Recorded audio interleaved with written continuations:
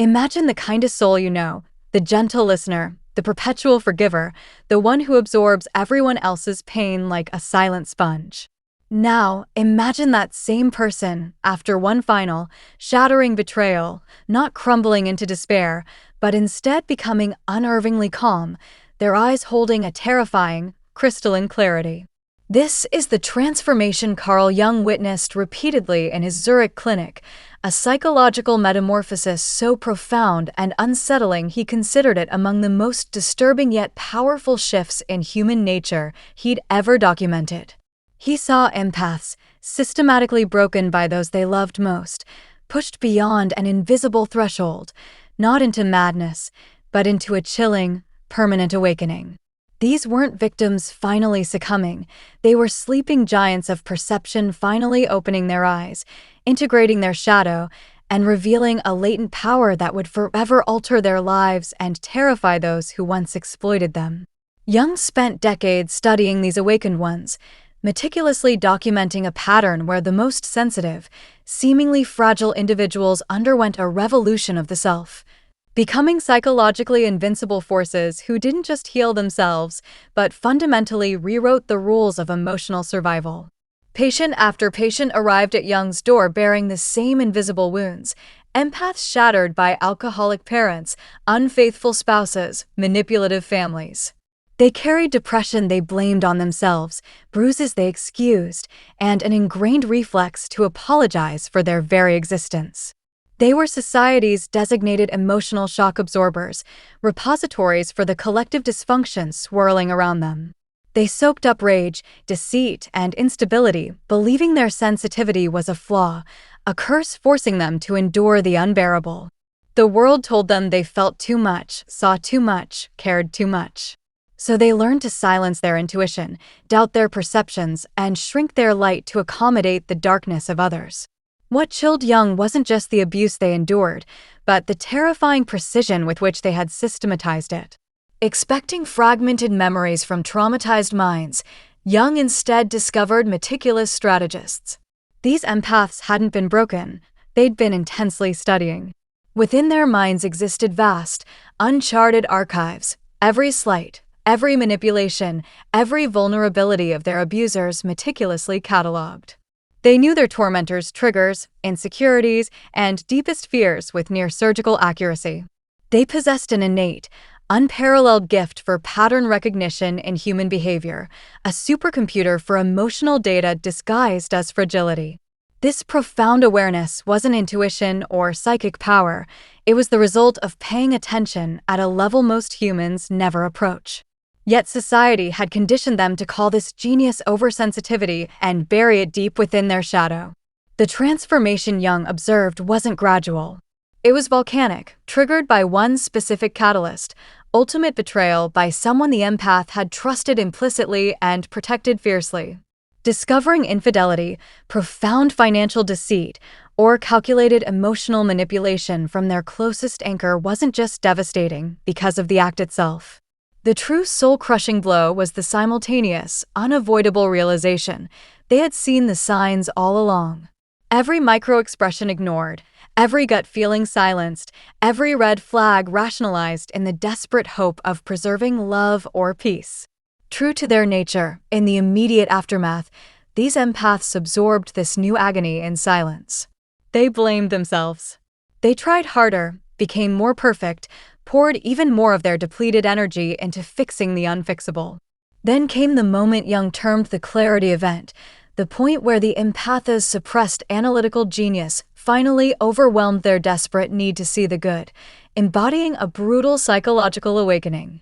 This is where the facade shattered. While abusers braced for hysterical tears or uncontrolled rage, the emotional chaos they knew how to manipulate, something far more terrifying occurred. The empath became unnervingly, unnaturally calm. This wasn't dissociation, it was the moment their vast emotional intelligence fused completely with their suppressed analytical power. The shadow, their denied strength, silenced truth, and strategic mind surged forward, fully integrated. What happened next sent shivers through everyone involved, including Jung. These awakened empaths didn't scream insults or seek violent revenge. They simply began to speak truth. With chilling, clinical precision, they articulated everything they had observed, cataloged, and endured in silence. They exposed patterns of manipulation, pinpointed core insecurities driving abuse, and laid bare the entire dysfunctional ecosystem, not with malice, but with the detached clarity of a surgeon identifying diseased tissue before excision. This wasn't revenge, Jung noted, awestruck and disturbed. It was clarity. They were finally wielding their innate gift of profound perception, not to excuse or absorb, but to illuminate. Ancient wisdom speaks of the fury of one who finally trusts their own sight. Jung witnessed this fury manifest not as blind rage, but as unassailable, articulate truth-telling. He recognized this as the ultimate shadow integration, the reclaiming of suppressed intelligence, intuition, and strength. They weren't becoming monstrous. They were becoming psychologically complete. What disturbed Jung most was the permanence and totality of the change. These patients didn't revert to people-pleasing. They didn't apologize for new, ironclad boundaries. They ceased second-guessing their perceptions. They had become Jung's deepest fear realized, empaths who could no longer be manipulated. The transformation rippled through every aspect of their lives within months. They exited abusive relationships with strategic efficiency, devoid of the emotional drama their abusers craved. They severed ties with toxic family members cleanly, and finally, they rebuilt their lives on foundations of self-respect and conscious choice. Jung observed them evolving into what he called selectively empathetic, deeply caring, but fiercely protective of where that care flowed, channeling their profound sensitivity strategically, not indiscriminately. Their very presence became a disruptive force. Those who had once walked over them suddenly grew nervous, unsettled. These empaths weren't aggressive, yet everyone sensed a fundamental shift. Jung identified this as the predator's instinct. Manipulators intuitively recognize when their tactics are useless. They began avoiding these integrated empaths like vampires recoiling from sunlight. The awakened empath doesn't need to announce their power, Jung wrote. Others can feel it in their bones. Jung's fascination was deeply personal. A highly sensitive person himself, he recognized his own struggles reflected in these patients, the pain of seeing the unseen, feeling the unfelt. Their transformation forced him to confront a profound and disturbing question: what happens when society's emotional shock absorbers stop absorbing and start strategically deploying their gifts? Years of follow-up revealed an answer that kept him awake. These individuals became extraordinarily successful. Their businesses thrived because they intuitively understood clients' unspoken needs. Their relationships flourished because they identified emotional predators instantly. Their decisions were remarkably sound because they trusted their integrated intuitive intelligence absolutely. The terrifying realization dawned on Jung. They hadn't lost empathy. They had achieved perfect empathy, which inherently included perfect strategic understanding of human psychology. They could manipulate as expertly as they had once been manipulated. They possessed near-omnipotent social insight. The true terror, however, was their choice. Despite possessing the power to annihilate their former tormentors, they chose simply to remove toxicity and move forward. Jung witnessed the birth of the integrated empath, possessing both the depth to feel everything and the wisdom to choose what deserved their energy. His private notes reveal, I have observed something beautiful and terrible. Someone who can see through them completely, but no longer needs anything from them. The transformation of one empath sent shockwaves through entire systems.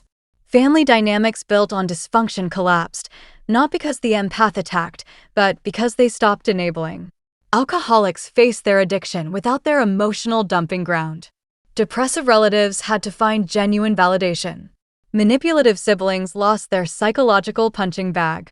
Jung realized the awakened empath's true power. Their evolution forced everyone around them to either evolve or reveal their true nature. Healthy individuals grew stronger. Toxic ones exposed themselves through desperate, futile attempts to reinstate old dynamics. This was the empath's mirror effect. Their mere presence reflected dysfunction back with uncomfortable, undeniable clarity. Manipulators couldn't bear it, feeling exposed, seen through, their games rendered impotent. Conversely, authentic people finally felt safe and understood. Jung documented that these individuals became living truth detectors, not through judgment, but simply through their integrated presence. The most unsettling discovery came when Jung introduced these transformed empaths to other patients. Within minutes, they identified core wounds and precise therapeutic needs with accuracy surpassing Jung's own decades of training. This presented an ethical dilemma haunting Jung. If such profound insight could develop naturally, what did it mean for the future of psychology itself? Studying this natural progression, Jung identified consistent stages, a blueprint for the emergence of warrior consciousness. First, recognition. Empaths learn to identify their suppressed shadow, not just anger, but their intelligence, strength, and right to boundaries. They stop apologizing for their perceptions and start trusting their emotional intelligence as the sophisticated data processing system it truly is. Second, integration, the intense merging of light and shadow aspects into the complete self. They become individuals capable of immense kindness to the deserving and ruthless precision with those who aren't. Third, application, learning to wield emotional intelligence strategically, not just defensively. They evolve into psychological architects, navigating and influencing human systems with almost supernatural insight, neutralizing manipulation before it takes root. They become immune to psychological abuse while retaining full capacity for genuine love. Fourth, return to service, not coldness, but conscious choice. They use their gifts to help other empaths awaken, forging networks of psychological resilience. Jung's final notes marveled. I have observed the development of compassion paired with wisdom among the most psychologically powerful people I have ever encountered. Jung's revolutionary conclusion reframed empathy itself. Empaths weren't mentally ill. They were evolutionarily advanced individuals trapped in systems designed to exploit their gifts. Sensitivity wasn't a disorder, but a profound psychological capability needing understanding and protection. He acknowledged the peril. An integrated empath without ethics could be devastatingly manipulative, but documented how those undergoing natural transformation consistently chose healing over harm. He guarded these findings fiercely, scattering observations in private journals, fearing the weaponization of this knowledge. His final insight remains luminous.